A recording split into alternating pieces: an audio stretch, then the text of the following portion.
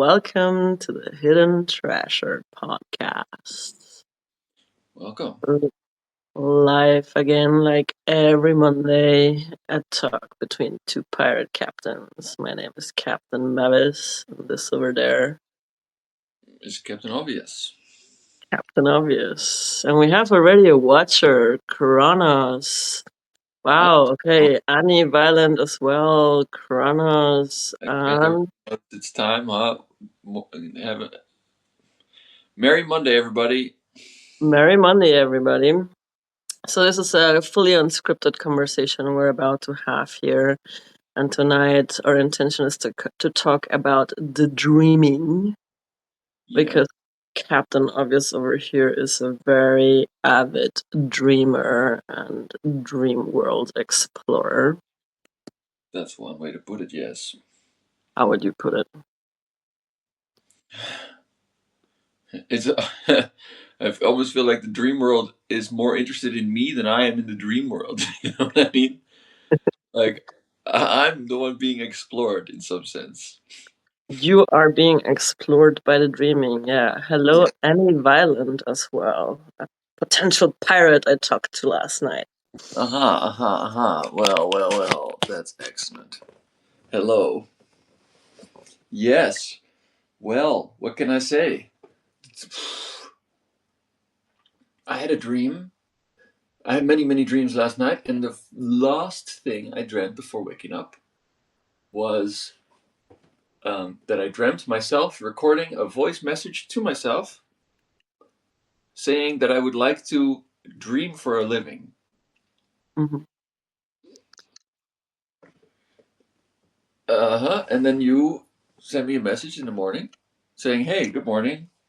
Maybe you want to talk about dreaming, and you do some dream analysis as your something to pitch in the podcast today." I'm like, well, that's synchronicity. Yeah. So yeah, Lots of synchronicities going on. yes, and more and more as the veil thins, and yeah, I mean, everybody understands now. It's not even a radical suggestion that the time is it's crunch time. Like the time is crunching. There's Time is crunching. like everything is happening now. Well, I do definitely have the feeling of time crunching. Like, I don't really have enough time to do all the things I need to do, and This shouldn't do things alone. Yeah, exactly. Novelty acceleration. That's right. That's right. Yeah, it's like today I heard. I don't know if you know about Jimmy the Giant. He's like a English YouTuber who used to be like a right winger, and then he realized, hold on, this stuff is dumb, what? and he made a video called like how I escaped the alt right pipeline, and it got a lot of views, like more than 1 million, and now he's kind of like, oh, I guess I have to explain how this journey happened for me. And he made a post where he included lots of clips of people saying every generation has to do the same fight again. It's not that you can pick the right thing to follow. So I feel like we are now in one of those periods of time where we have to not even learn the same lessons, just to show that we still know how to learn the same lesson. But it's not just that. It's not just a political or social thing. It is a spiritual thing and a metaphysical thing. Like that's Yeah. yes. Anyway, we already all know that. Let's move on from it. Welcome to the Hidden Treasures podcast, where we already know all this stuff and we move on from this as the established baseline. Well, as I like to say, it's too late for anything but magic. So, Thanks. um, we gotta seize the moment of this acceleration. Oh wait, look, Wayback Machine is back again because he Welcome back. doesn't like our podcast at all. All right. I'm, So I'm you. I Yo. do. I do have a dream. I do have a dream, and you were in my dream this morning as well. Mhm. You are the person that actually has had the most dream appearances, I think, so far in my dreaming. Very nice. I'm not doing it on purpose. I suppose. But since we have entered this weirdo collaboration of ours, I think it's only natural that your your dreaming your dreaming persona appears in my dream. Hmm. But it did not appear until the end. So this is a dream that uh, three parts. I have there's like three sections to this Nice. dream. Oh, great. So the first bit, like I would like to go like bit by bit, Yeah, yeah. and then you take a crack at it, and then we go to the next scene. Yeah, let's go. All right. So the first bit, I was staying in some form of like a hotel room or something, a room that was not very well known to me, and I was having sexy time with a girl. Hmm. And this is unconventional for me because I usually don't have sex dreams. Very, very rare. And it's the first time I had a sexy dream about or with a girl. And it wasn't just any girl, but it was the little sister of my best friend in high school. Hmm. And we were having a good time. And I was already getting some sort of awareness that this must be a dream because it just felt a bit like, what the fuck? And then there's a banging on the door, like really hard banging. Let me in, let me in, let me in. And I go and I push against the door, but then the door cracks open and in comes a figure that best can describe something as like the becoming of Gollum, like a male figure that is like kind of like turning into Gollum, not full Gollum, but like already like hunched and a bit disfigured. And it immediately starts attacking me, like, but not seriously attacking me. So kind of like mm, schoolgirl fight attacking me, like kind of like trying to slap me, and it's like, "Wah." And I Yeah. put up a fight, push him back, um, and push him out the door, but he keeps coming. Like there's no piece of it, and it feels like this person or this figure is just like stalking me, coming back and back and again. I push him back, fight him off, push him back. And this altercations escalate. And at some point, he starts throwing stuff at me, also some chopsticks. I was like, okay, this is going to hurt my eyes at some point if this is throwing chopsticks at me. And at some point, I grab a knife. I start like threatening, like, fuck off, man, now I have a knife. And it wouldn't desist though. So I take a swing and I chop off his left arm. Like the knife goes straight through as butter. And he's like looking at me, it's like,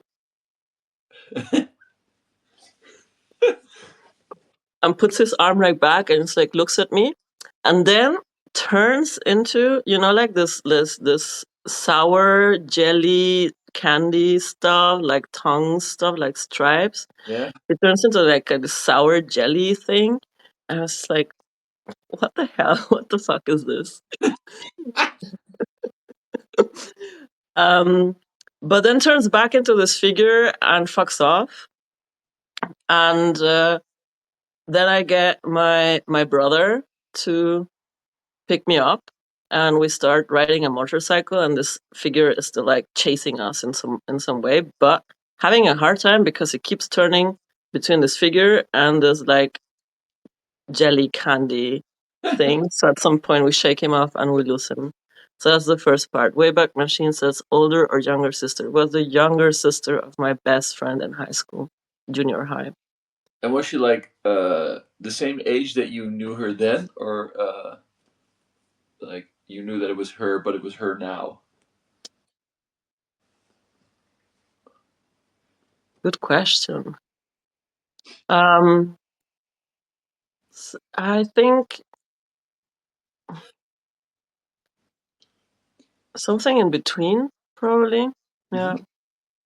think like myself was also like maybe a bit younger me Hmm. in the dream. We're talking about a dream, by the way, if everybody's like just tuning in. And Yeah. Captain Obvious is taking a crack at dream interpretation. So this is the first scene of the dream.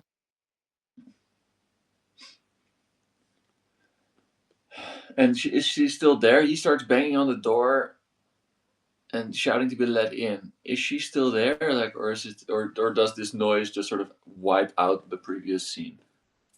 No, she's still there. Like in the first encounter, like the first push up, like I returned to her and we were like both like, what the fuck? And then after a while of wrestling with this creature and fighting this creature, um yeah, at some point she's not in the scene anymore. By the time my brother picks me up, she's not in the scene anymore. Okay. Yeah. Yeah. So for me, there's something about this. I think that's significant because this new entity shows up and kind of like demands attention. And you also mentioned that the fight that he picks with you is like a schoolgirl fight, which echoes this that you are there with a schoolgirl. And then you say that the fight escalates. By the sound of it, you're the one escalating it. He's throwing the chopstick at you. You're like, okay. I pull a knife and start threatening. And then he doesn't stop, and you cut his arm off. Like, okay. uh, so I get that he sounds threatening, but it sounds like he's doing he's noisy, and then he turns into a sugar candy, Yeah. and he reattaches his arm. Yeah, yeah, he reattaches his arm, yeah.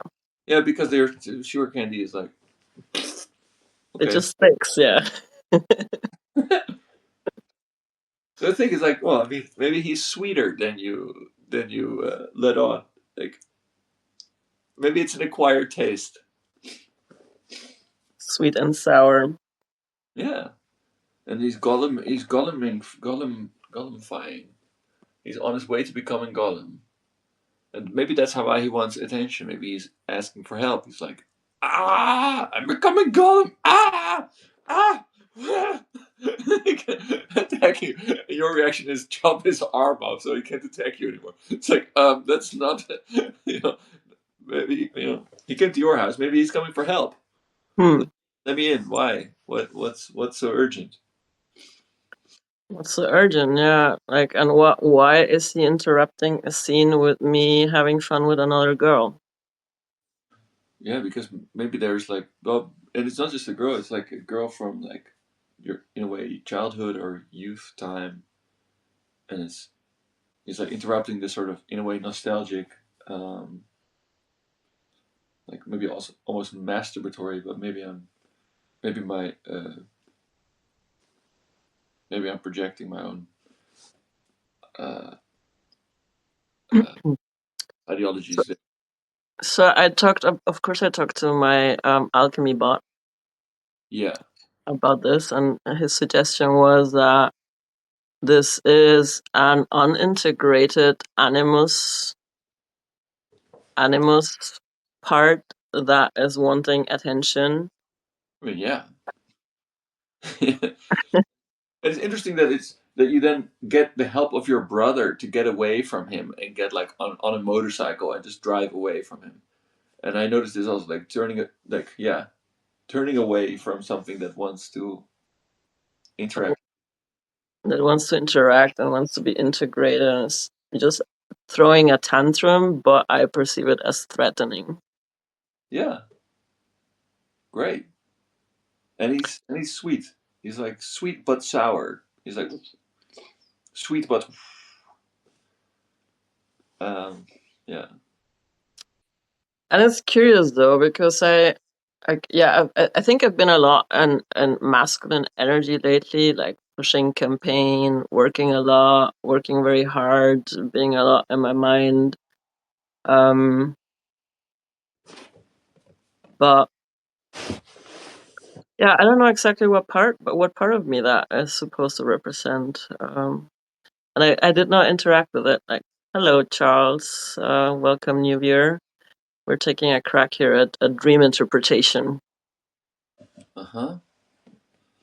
Okay, so that was scene one. You got a sugar golem that wants your attention and interrupts your sapphic playtime.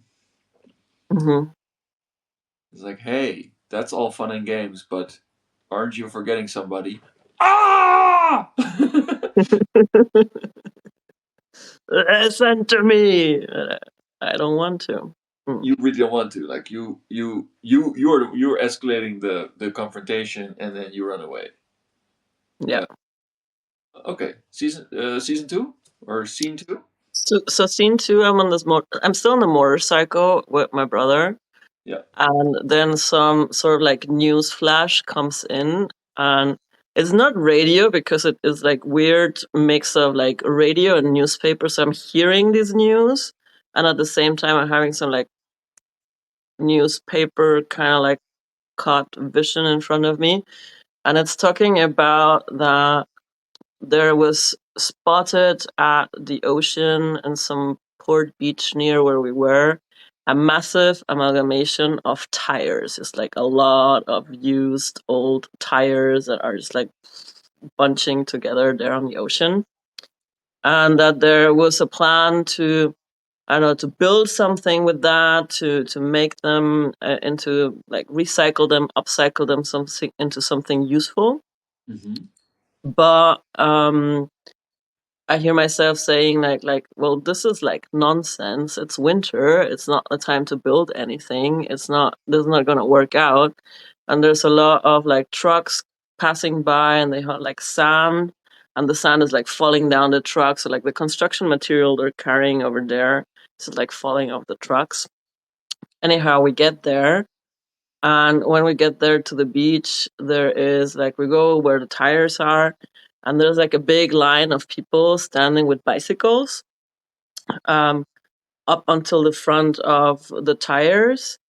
And these bicycles have like weird electronic contraptions and lights on the wheels.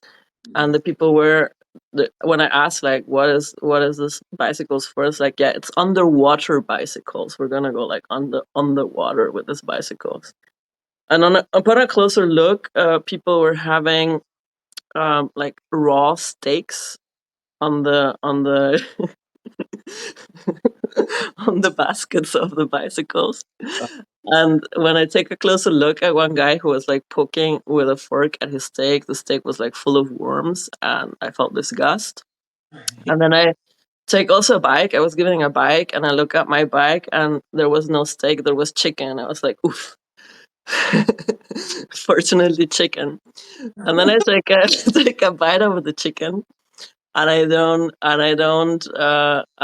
feel like really taking a bike to going onto an underwater expedition.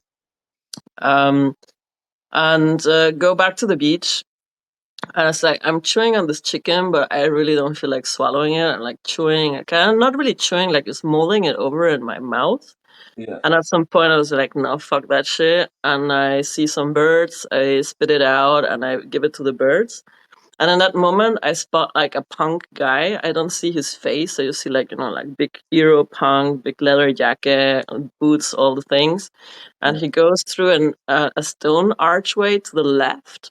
I was like, okay, curious. I follow. And I go follow where he's gone. And I don't see him anymore, but I see a door that just closed. So I enter that door. And I'm standing in a bathroom, and I see myself in the window, and I have blue hair. Right. And I was like, this must be a dream because I don't have blue hair. I used to have blue hair, but like 10 years ago. And I look at like the bit of the root, and there's just a bit of like dark hair coming out. So like, okay, like maybe I dyed my hair like 2 months ago, but no, it's been 10 years. I'm sure it's been 10 years. And this is like Yeah, this is the. I go out of the bathroom. It's like, yeah, well, it's cool to have blue hair, and I found that peculiar because you remember the picture that I made about us in this podcast, where you're sitting Yeah, all where you there. have blue hair. I have blue hair there. Yeah, Was that the end of the scene? that's the end of the second scene. Yeah. Interesting. So let's take it back because there's a lot of elements that go backwards. I'm noticing that like this punk guy who goes through a stone archway, which is like a portal, an ancient portal, and this is a construction. It looked like more natural than constructed, No, actually. excellent. Okay, and so anyway, he is obviously like a he is also a animus figure. But this one, you follow him. He goes through the archway and to the left. And in the way left is also like the unexpected side. It's like, oh, okay. And you follow him in and you go to the bathroom and you see a mirror, I guess, and you see yourself in the mirror and you have blue hair. Blue hair is also kind of punky, right? Or you were kind Yeah. of with leather jackets when you had blue hair. Yeah, I did have some leather jackets, and I was a bit on the punk side of life. Yeah. So maybe this is already maybe this is a part that is integrated. An animus part that is integrated of yours. It's like because this one you follow and you follow him and you actually meet yourself in the mirror. So maybe you do have a type or a side that you are happy to follow rather than get away from. Anyway, The more rebellious side, the more like let's go do revolution side.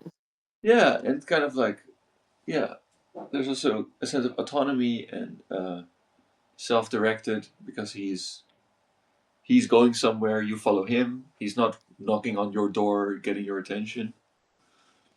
Um, and before that, you have the the bikes, the group of people with so the thing is there are a lot of tires in the ocean. There is a lot of tires in the ocean. Like there's a lot of plastic from tires in the ocean. And people are and the news on the news you're being told, oh, we're gonna upcycle this. Hmm. And I noticed you arrived there on motorcycle. Trucks are arriving with building materials, and people are on bikes, and those all also have tires. So it's like these are and they are journeys.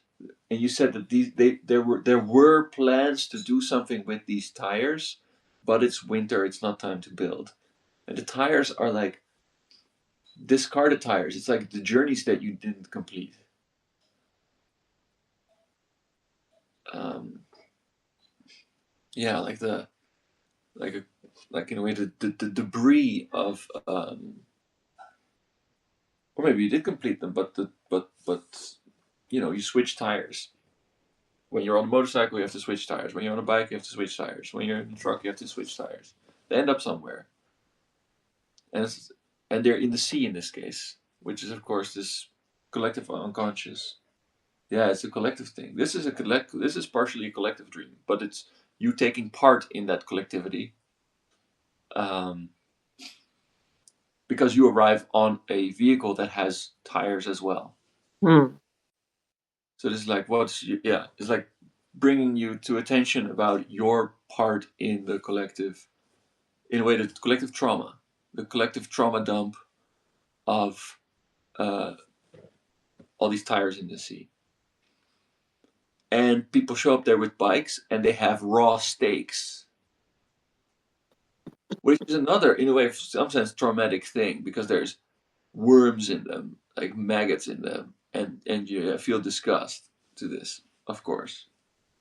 But and then you have your bike and you see chicken. And you're like, okay, relief that it's chicken. And I remember that you sometimes eat chicken. We ate chicken together. Yeah. But have like, okay, you're having it in your mouth, but you don't feel like swallowing it. And you give it back to the birds. Like a chicken is a bird. It's like, hey, this is yours. Sorry, like this is not mine. I give it. I give it to the birds. And they're also the messengers of the gods, and they're like the soul. It's the soul. It's like, hey, I give. In a way, you're giving this up for the sake of your soul. So Mm. it's about going vegetarian basically to stop contributing to the collective trauma and I felt like the stakes would have been also like shark bait in some way. Like these people were going under, right? Like this, and oh that seemed like very nonsensical and absurd as well. That these bikes were supposed to like they're just like we're preparing to go with the bikes underwater, having stakes as shark bait. right, like people showing up to engage with this collective trauma or this collective debris of the tires in the water, but they're very unprepared. Like they're anti-prepared. They're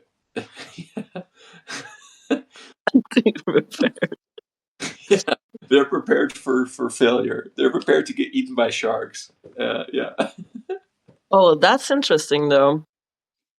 Um, because we've been talking about this bit about soft revolution, right? And yeah, how the technocrats like they want us to get like all in line and all rallied up and all to the front line and get angry and everything. And that feels like shark bait. that is, yeah.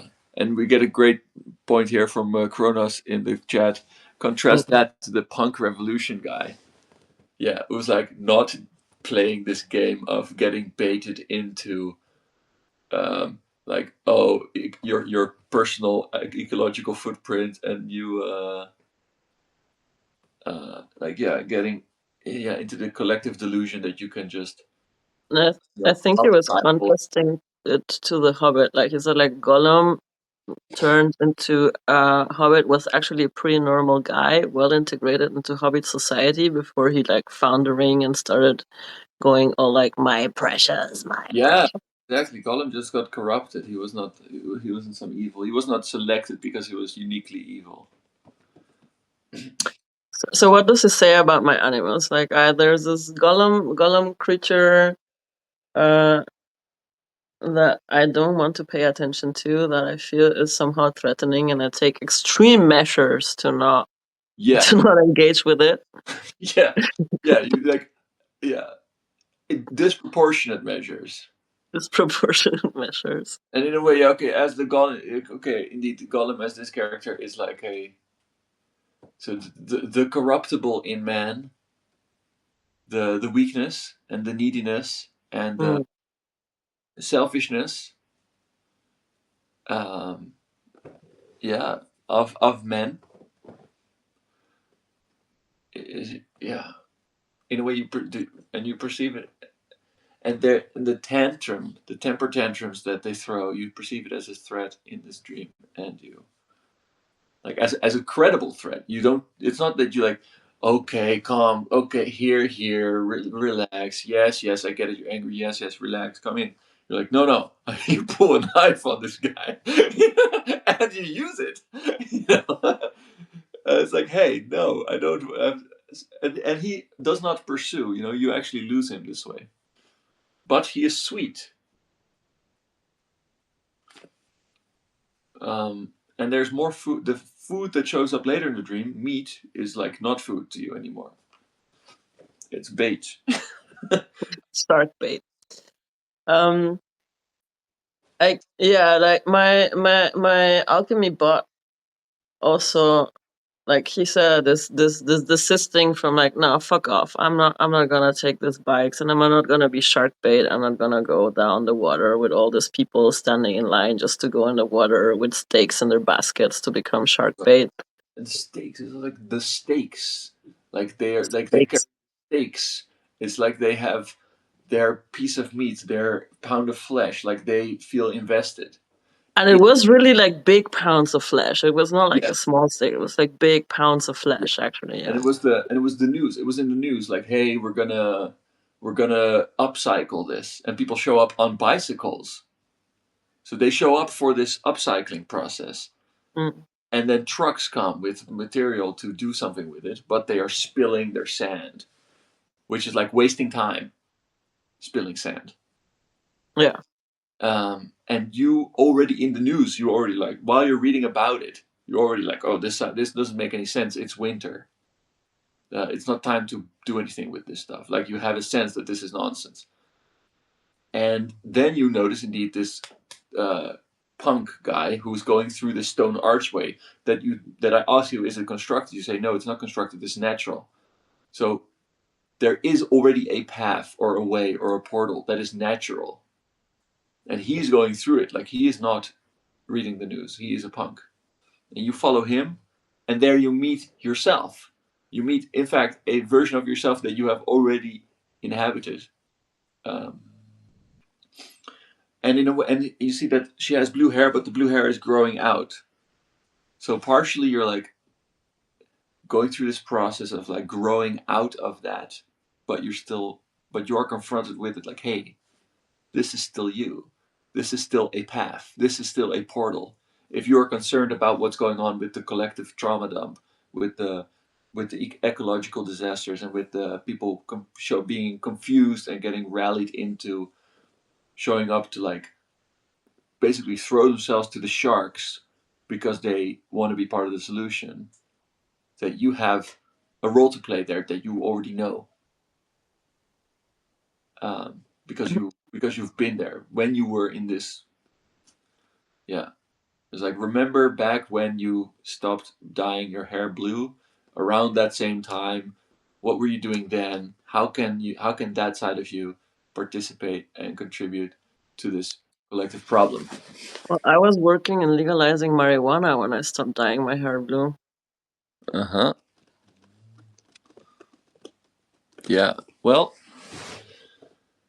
yeah, so maybe there is some campaigning for you to do there. Maybe there is a bit of a revolutionary fight in a, but in a, not in a like follow the gang and be and join all the naive, but just like you, like in like a, yeah. Wayback Machine is saying I used to take acid and then go to sleep and would have dreams like that. Yeah, fun. That I sounds can do that without acid. It's more of like a marijuana detox dream intensity increasing um situation here. But yeah, campaigning for marijuana, drug legalization, consciousness expansion. I mean, in a way, I'm still doing that, right? yeah. It is conscious. Um, and Very much. it's been part of the journey so far as well. This has been a lot of what I've been talking about. It's not about like rallying the masses to put up some like massive fight or not. Like what I'm the path I've chosen is more of like, okay, let's find the top notch weirdos, But also the punks, the the pirates. punks. In a way, pirates are punks. They're like not following the crowd. And I think, and I like this idea of like not taking the bait, and even the chicken, even the like, oh, you don't like steaks? That's too much for you. You disgusted. Here's some chicken. No, still not. It's and you are an expert when it comes to underwater and going into the deeps. It's not that you don't want to go deep. It's not that you don't want to go underwater. It's not that you don't have a role to play there. But that ain't it. That made me curious as well, because when I was down with the bikes, I was like, "Oh, right, an underwater expedition, right?" I did feel the excitement because I usually feel the calling to go into the deep and go exploring the fucking floor of the ocean, and that like that longing for the deep end of things. But in this case, I was like, nah, fuck that shit. I'm not I'm not up for it. Like this bike thing is ridiculous. Like underwater bike thing. This just not gonna work.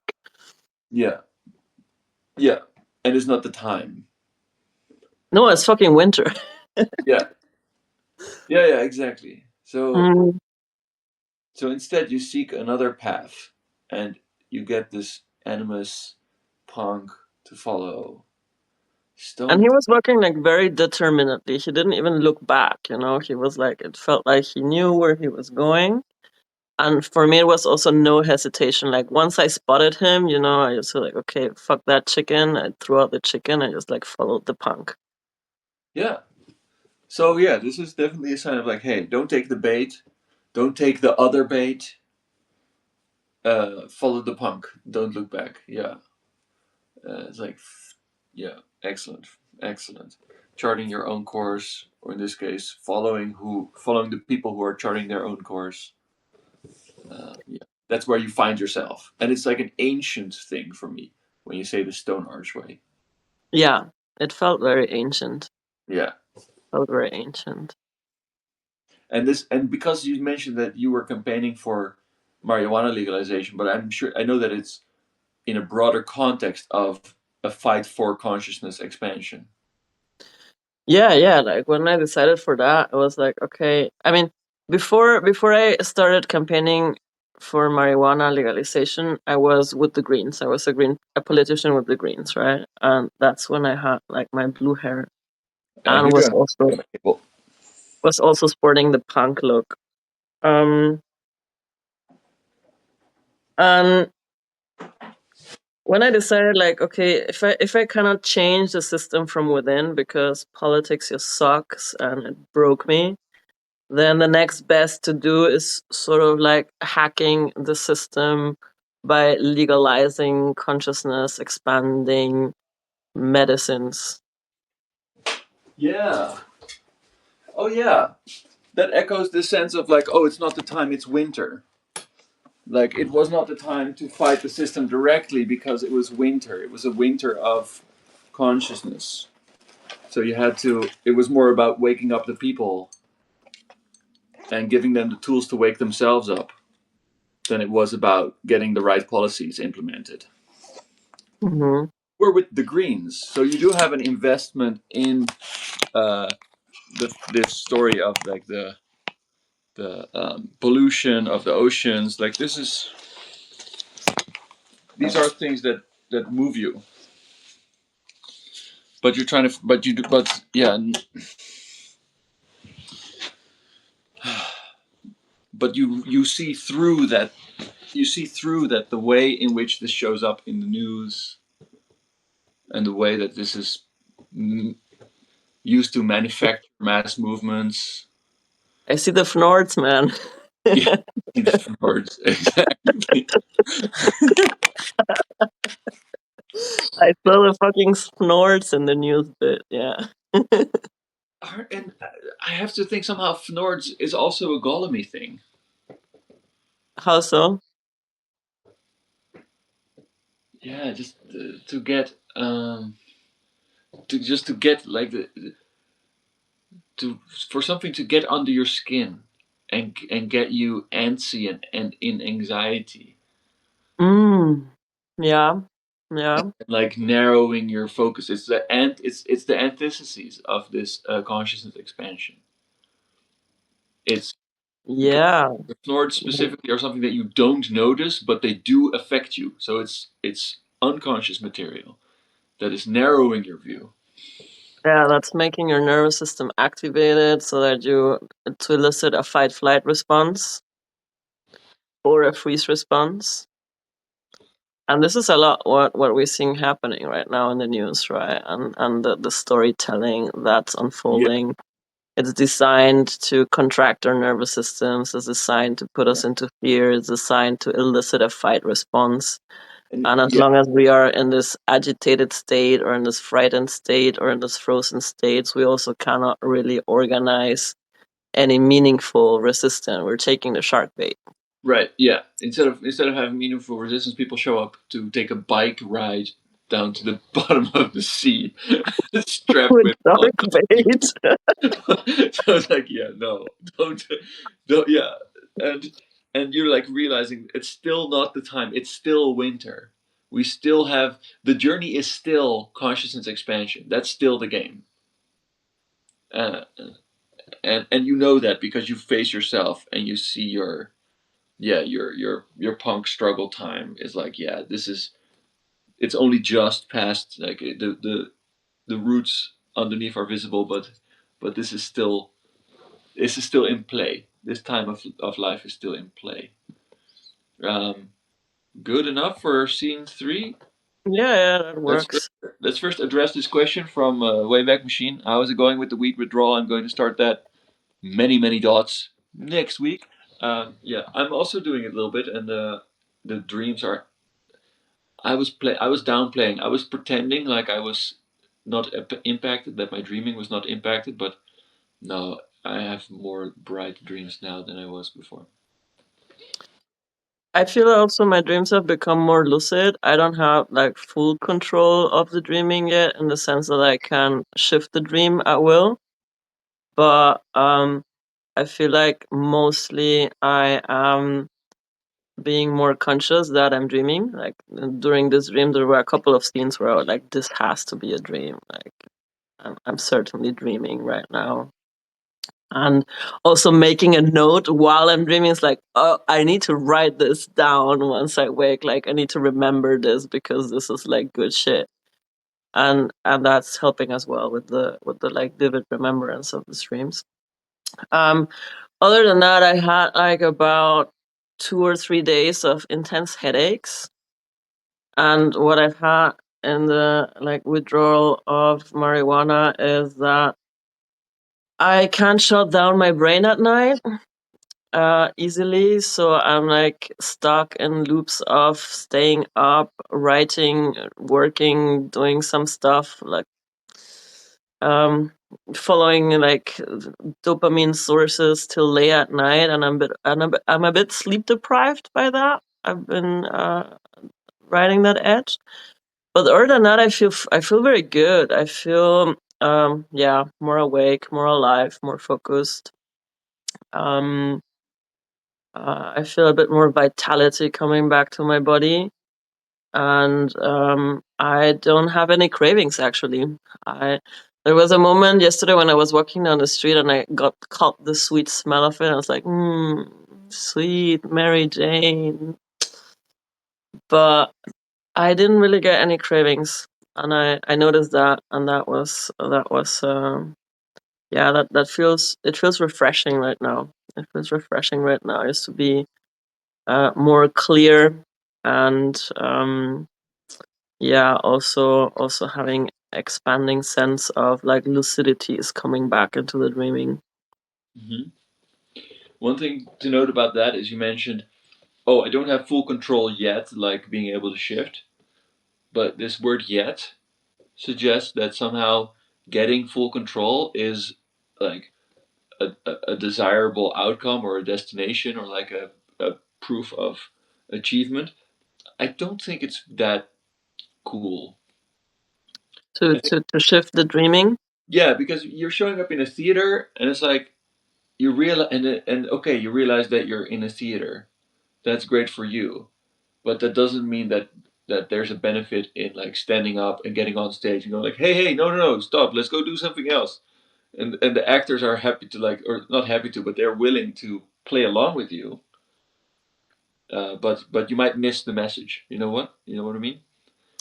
Fair enough. That's a very good point. It's a very fair point. It's like, why the fuck would you want control over the dreaming? Yeah. But the lucidity is great because indeed it helps you to remember it more clearly. Like you're doing excellent. You're getting to the point where you have like, okay, you have three scenes. They are connecting. You see how they connect. You recognize the themes and the players. And it's very nice. Like that's the real goal, I think. That's and then to work with it. Uh, it's not really about like, the dream's trying to tell you something. And of course, you're like, yeah, I don't want to hear it. I want to fly. I want to have sex with people. I don't fucking know. Do crazy shit. But like, no, that's not the game. Like my dream world usually is like full of quests and missions. I always have Yeah, like either quests, missions, adventures, something to solve, something to get at. yeah, So I was genuinely surprised to having a sex dream. Yeah.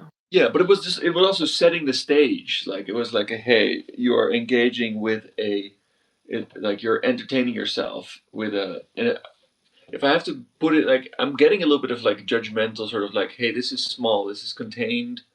It's like it's nostalgia somehow, and that sense of like uh, enjoying yourself, like the circular enjoyment that I'm projecting onto the fact that it was with a girl who was from your past. It was like a childhood figure in a way. But interesting also that the shadow figure would like take me out of a scene where I was enjoying myself and just like playing and having fun, and the dream world goes back like, no, no, you need to go back on mission.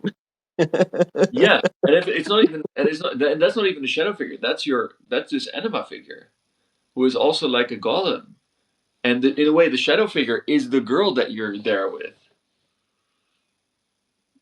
Uh, yeah, because that's usually when it's somebody of the same sex that you're not in like active relationship with in the present day.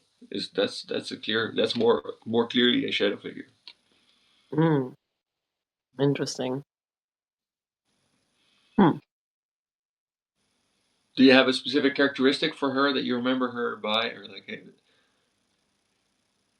she is this and that, or she represents this and that?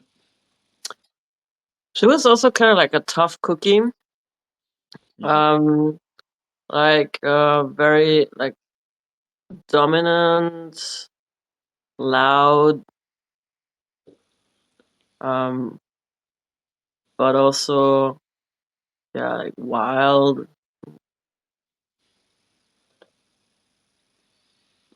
Mm-hmm. And she was like bigger than her older sister, who was like a very like filigrane small figure, and her younger sister was, she was like big, tough, loud, it's like full of life. Mm-hmm. Yeah. So this is in a way like quite. It's understandable why that would be like fulfilling enough to engage with for you, rather than seeking out engagement with these needy, scared, frustrated boys or men who are like, selfish and, I don't know, weak, needing something from you. Like, Hmm. you get away, knife, get away from me, you weakling, Needy Gollum. needy god. Hello, Intercollision. We have a new joiner. We're here doing some dream analysis tonight. Interesting. And that was sort of, and then so you have your first scene was very much your personal life, like internal space. Second dream, I feel is a like a collective one. It's a collective thing, and then it shows you your role in that collective thing, which is, yeah, don't follow the mainstream, don't get sucked in, don't take the bait, don't be selfish about it. Just but find, but still, and you're engaging with it, but engaging with it as yourself. Engage with, yeah, the journey of supporting, like, follow the ancient impulse that you recognize that leads to consciousness expansion. There's no exhausting a dream, but we can still move on to scene three. Like, we could Yeah, stay. yeah, let's go to the scene dream. Yeah. There's not much I did remember about that then, because when I woke up, I kind of started trying to get back to the first scene and start writing up the first scene before I got to the last one. So Mhm. there was not is not that much to go on with that, but that's where you come in. Right. So we were sitting somewhere at the beach again, Mm-hmm. outside, and I was having like sort of like light emanations coming out from my head, like sparkles and like little stars and sparkles, and they were like going all up. And I noticed that you were looking at me and you were seeing them, and I saw that you were seeing them, and I was aware of them as well. And then I started like laughing, and I just said something about like, yeah, it's obvious, right? Mm-hmm. And you were like, well, yeah. And I was like, right, Captain Obvious. That was the scene. That was the thing.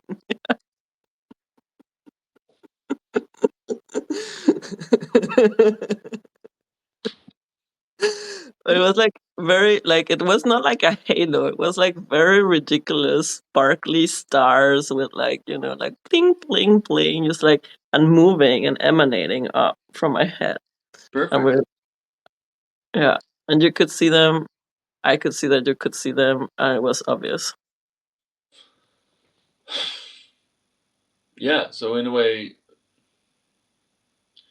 I mean, usually I would say, well, that's also an animus dream, but in this case, I think it was actually me because why wouldn't be? Because we talk about dreams. Um, we're back at the beach. You went through this archway, and it reminds you of this consciousness expansion service through following yourself. And now we're at the beach, and you have this sparkly stuff coming out of your head, like you described. You made a motion that showed me like It goes crown up. chakra emanation. Yeah, but it was like sort of like caricature a bit of that. Somehow it just Yeah, but that's and then you also engage with it mockingly. Oh, it's obvious. You seeing this? Yeah, yeah. I guess it's obvious. Sorry, I can't help it. In a way, you're like cringing almost about it.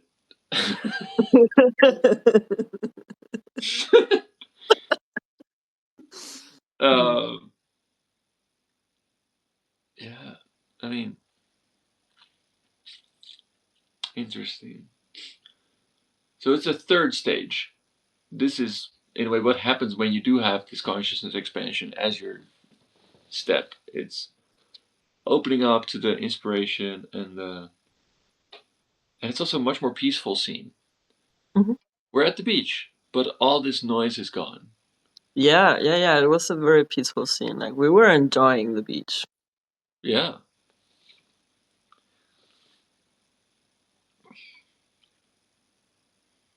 I think that's promising in regards to hey, you get to engage with the collective trauma in your way, and it will open you up for the divine spark. That is, yeah, and that gets to and that you get to enjoy that.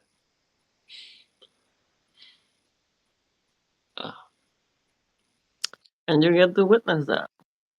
and I get to witness that. Yeah, and to acknowledge like, hey, I see you. It's like, yeah, this is happening. You're you're doing your part. You're evolving,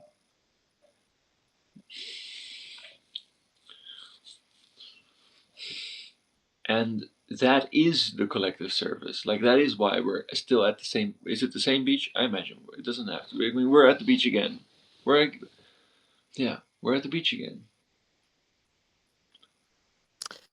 Like the beach for sure is my source of power place. This is what something I've realized as well. Like when I'm at the beach, no matter what beach it is, it feels like I can recharge and supercharge way faster than in any other landmark does for me. Like being by the ocean and at the beach is just like where my being recharges the most and the most rapidly. Yeah, your place of power. A place of power. Yeah, and where your being recharges most rapidly. And before we also had at the beach, you your intuition telling you you're excited to engage with this collective process, but not in this collective delusion way, not in this way that is being prescribed to you by the news that they're bringing in trucks that are wasting time, spilling the sand. It's like no, no, you have your way, your being, and that will yeah connect. That will charge you up and charge you, spark you, get your, not a classic Halo, but your yeah, in a way a caricature of enlightenment or of self.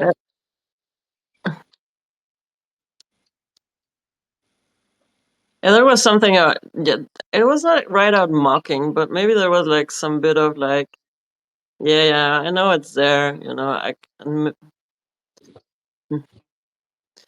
Maybe it has a little bit like this, a little bit of shame, not shame, but like, you know, blush of recognizing that light emanation, because I have also cultivated the self-image of like, yeah, you know, I'm a creature of the deep and the dark, you know, I don't do the light. Yeah, yeah. If you just sit there on the beach sparkling, it's like It's like, oh my fucking god. this is not the vibe I'm going for. Okay, but It's like, what I'm sparkling. Fuck.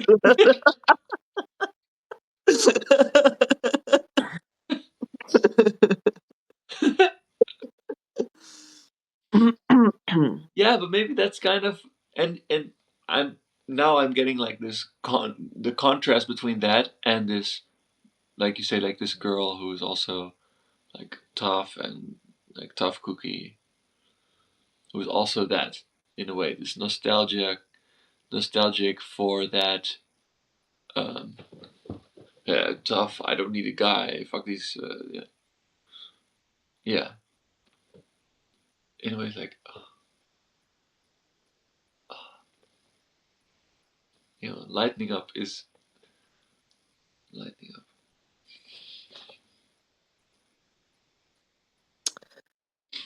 Yeah, so takeaways. Embrace the sparkle, say no to the needy needy tantrum throwing man. Or rather, really, it's not even that say no to them, it's they're not a threat. That neediness is not a threat to you. So you don't need to react to it as if it's an attack. This is also wanting to be integrated. Yeah.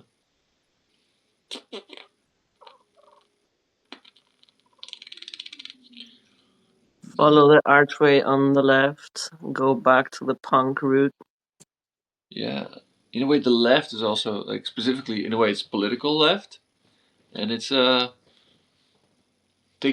kind of it's also a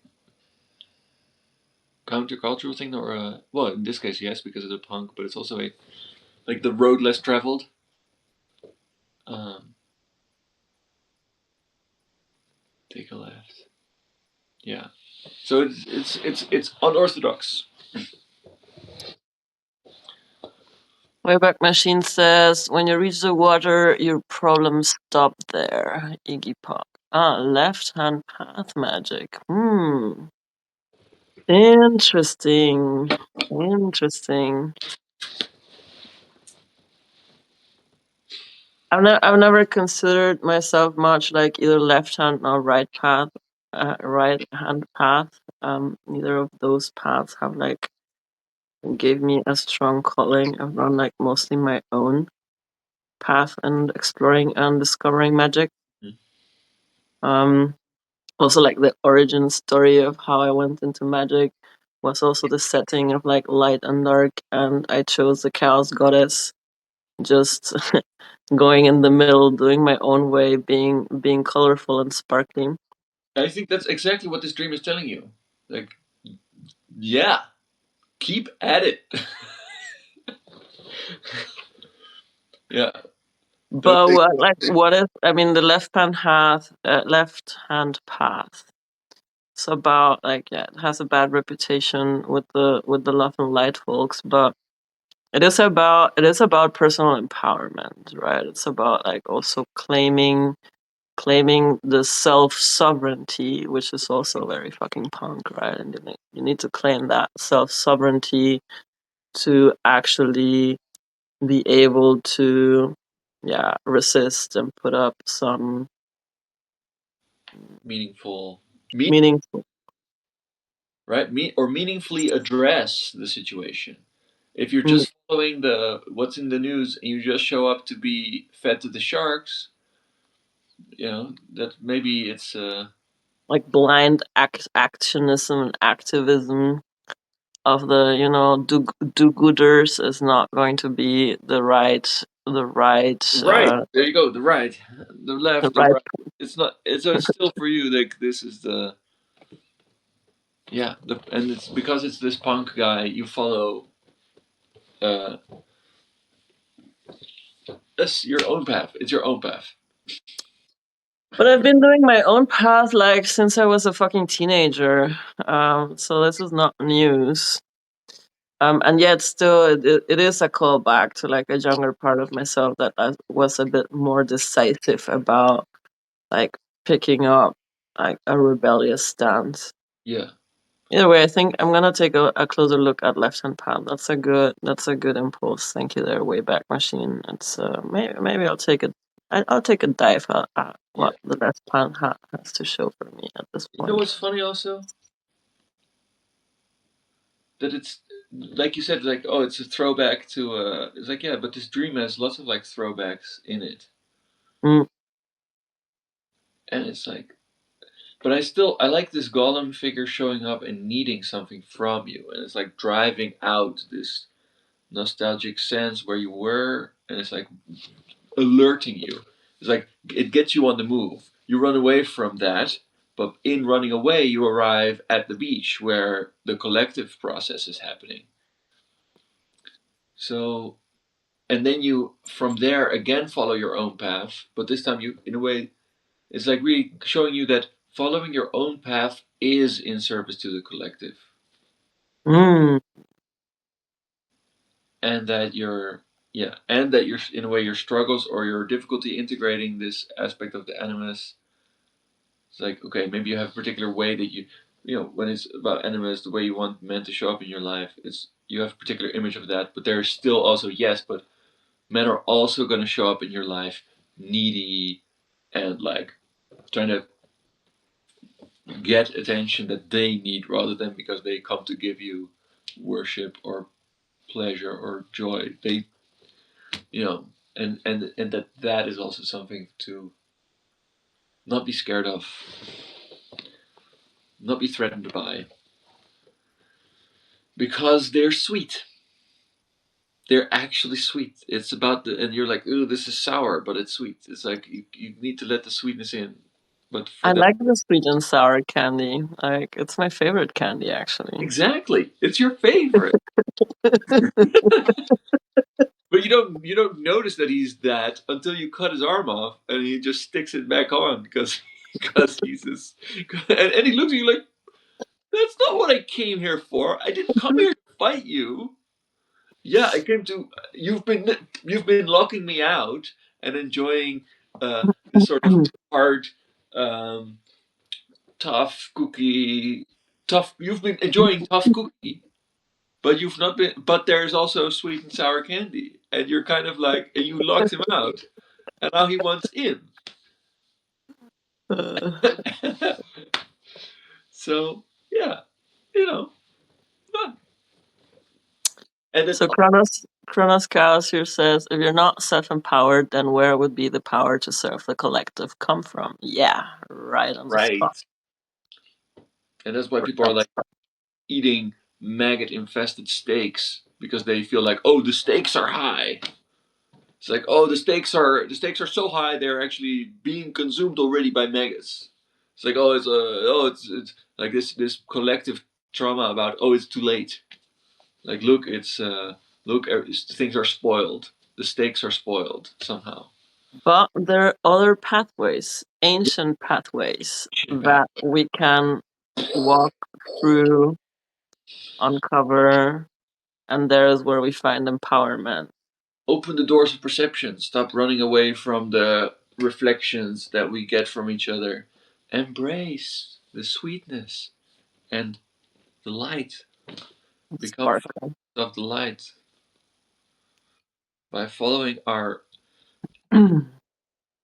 inner authentic drive core things that we know, and you remember that back in the day when you were doubtless and inspired, and you knew where to go, and that side is still like, hey, yeah, it's still calling you.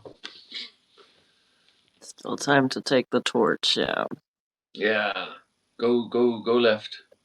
go left. Take go, yeah.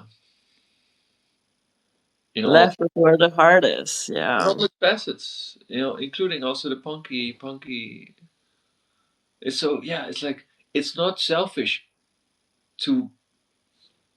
to walk your own path. It's very much like, yeah, you're to go to walk your own path, but with this sense of collective engagement.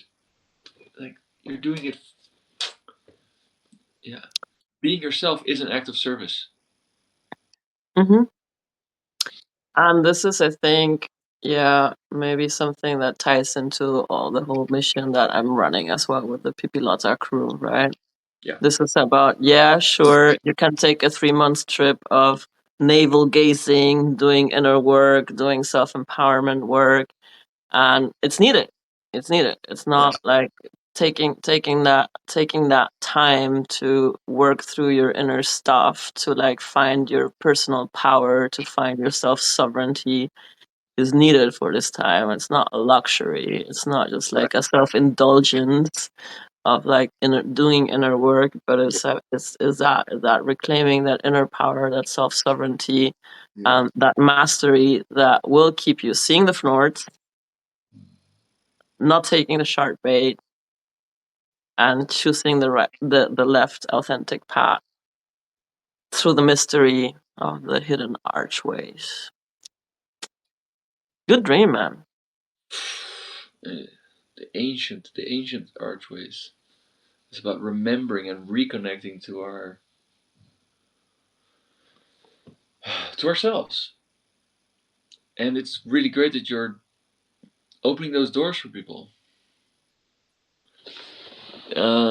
So yeah, yeah, I feel like this dream is Yeah. really just a full-on encouragement and endorsement of like, hey, you know, double down, triple down on your path, because it's this is who you are.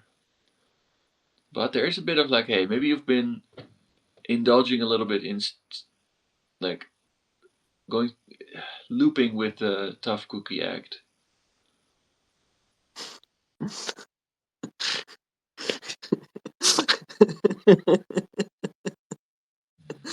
Ouch. Okay, give me the scorpion medicine now. That was it. No, that was already it. Like, hey, That okay, your embrace your own neediness and your own need for attention and scared and like, oh, like maybe you are afraid of being a selfish golem about this, and maybe that's why also the Pipilota journey is like, this is clearly your offering, your collective service right now, and that's why it keeps filling up. But that's also why the recruitment process and enrollment process is kind of like a harebrained scheme, last minute stressy thing, because that's how it's confronting you with your own insecurity and your own neediness and your own fear about being accepted and being loved and being worthy of love and having something of value to offer to people.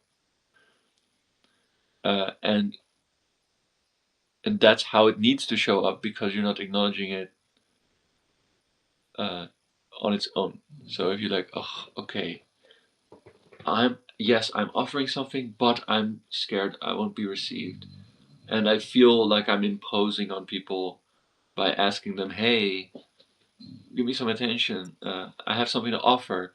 I know maybe I'm pushy, maybe I'm too much, but I'm sweet, and you need this. This is valuable. Um, now you made me cry. you asked for it. I asked for the scorpion medicine. Yeah. I have a king for that. I was talking to one of the to another possible recruit last night, that I found in the Chaos Magic Discord group. And he was saying like, yeah, he's like Moon Scorpio, Sun Scorpio, Rising Scorpio, and Venus Scorpio. And I was like, yeah, Scorpio on steroid. I have a king for Scorpio on steroids.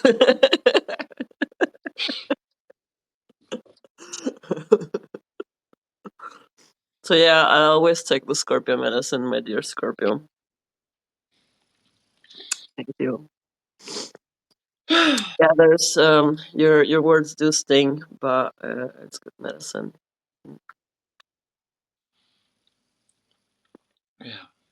So I think if you let this in, if you really let this in, this part of yourself, then it doesn't have to show up in your life in this way anymore. You're like, yeah, I know.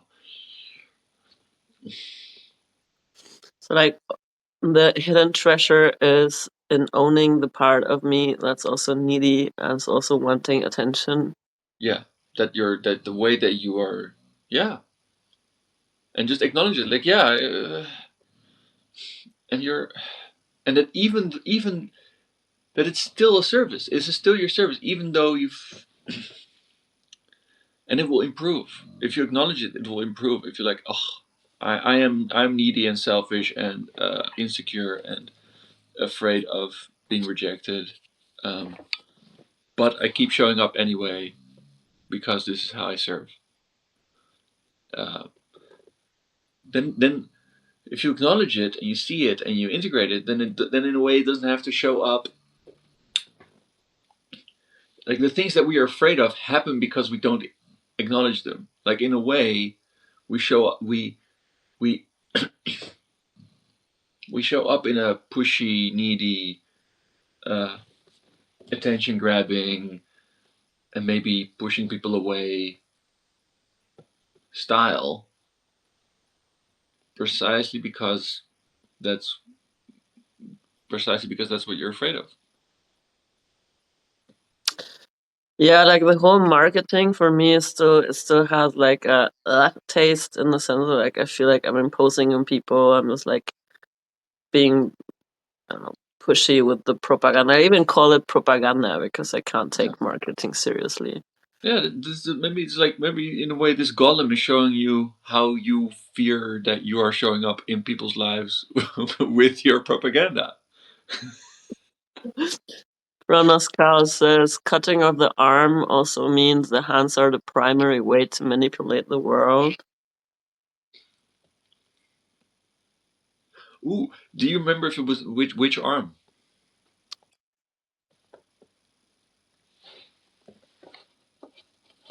The left one.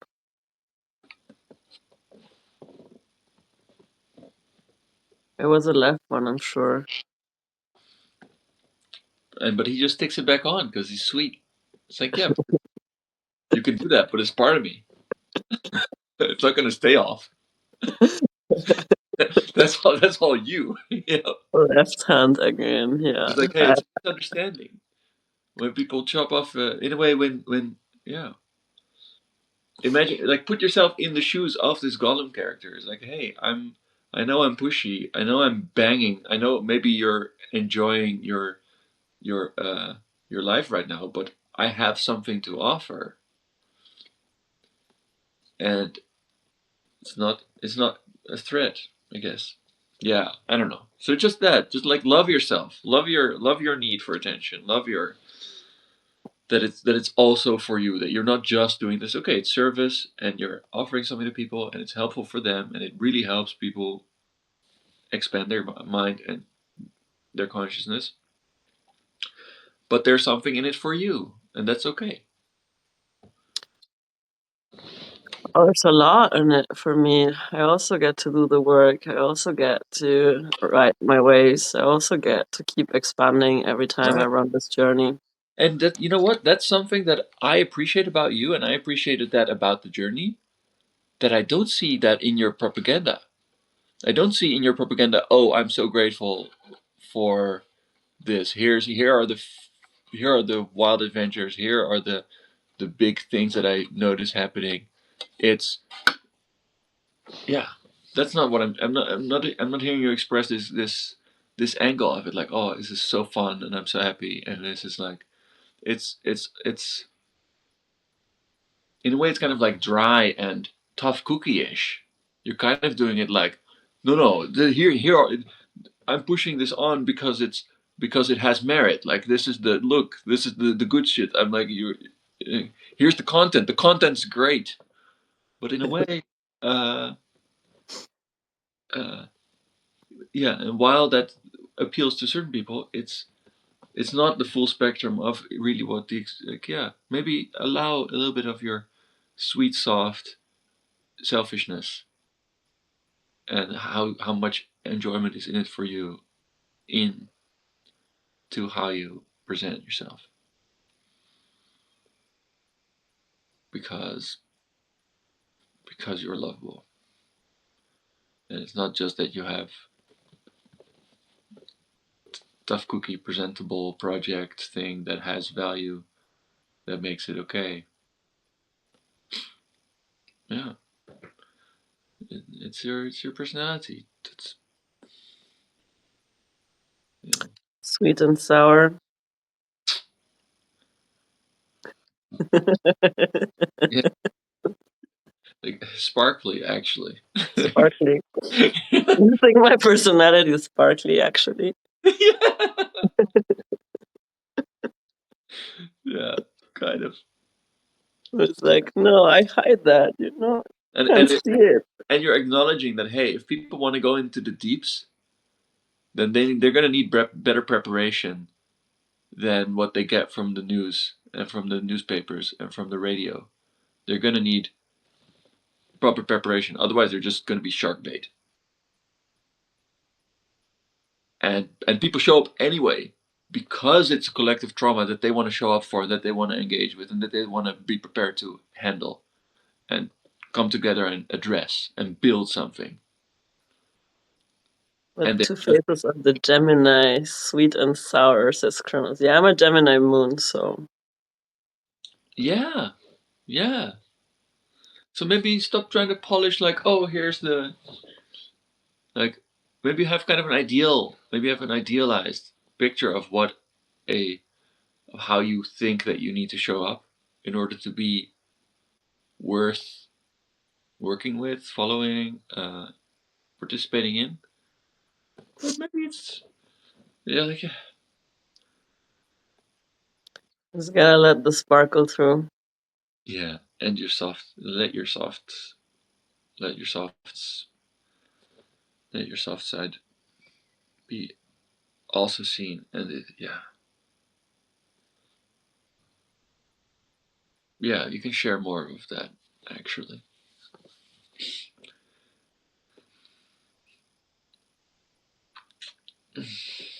I because yeah, like this golem also showed up like, "Bah, bah, bah, bah, bah, bah, bah, let me in, bah, bah, bah."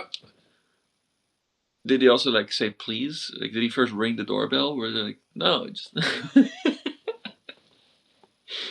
like, hey, I need something. Like, no. He just showed up banging at the door. So yeah, maybe I don't know. Like, why did he say why? No, there was no words exchanged. Yeah, All right. We went over the 55 minutes. that's it. Happens. It happened. It was really nice. You had such a good dream. Wow, awesome, awesome. Yeah, yeah. Thank you for your dream wisdom. I do enjoy sharing dreams with you. I always get a lot out of what you make of the dreaming. Um, and Yeah, it's cool as well that you got the synchronicity this morning that um yeah, you wanna be you wanna make a living dreaming, yeah. Living the dream. Yeah, exactly. living the dream. Yeah, dream for a living. Yeah, for sure. That was my dream. So if somebody feels called to work with me on their dreams, my DMs are open. He loves to take a crack at the dreaming. It excites him. It makes him come alive. Captain Obvious. And I still have some spots on my crew to fill. And there's time till Friday still to jump on board. Chaos Chrono says thank you for the vulnerability. Yeah, well, you can't get to the hidden treasures without daring some vulnerability. That's a lesson I did have learned already. Like a few years ago, the girl with the blue hair back then, the worst thing you could do to her was make her cry in public. That was the worst thing. Like I remember the last Scorpio, like my little fox, that was the last one that made me cry in public. Oh dear, like I gave him some shit for that because that was And like the worst thing they could do to me to make me shed tears in public. But cut his arm off and jump on a motorcycle to drive away.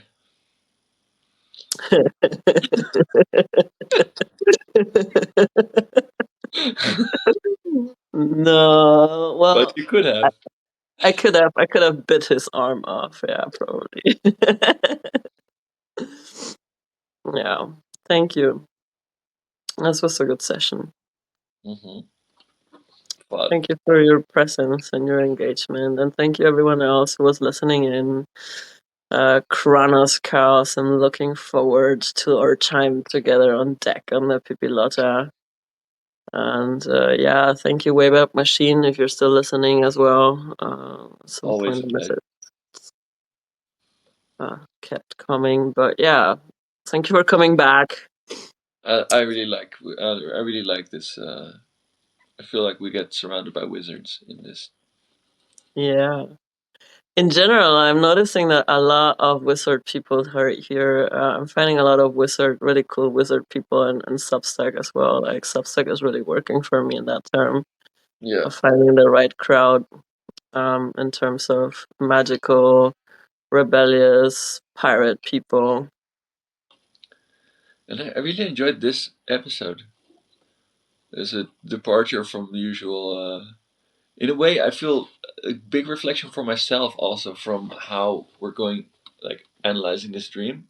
I feel like there's also projection in it because I'm also usually feel like, oh, I have to sound smart and somehow make things make sense.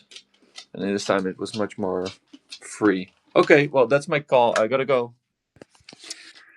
See All right. you. See you. Bye. Bye See you all bye. next week. Bye. Yeah, first some dying on Thursday too, right? We still have one ritual to go, and the map is not the territory. It's gonna be a death ritual. Looking forward to that. So, thank you everyone for watching and tuning in tonight. That's it from the Hidden Treasures. Follow your dreams, even if they tell you not to take the sharp bait, especially when they tell you not to take the sharp bait. And watch out for those snorts. Good night and good flight.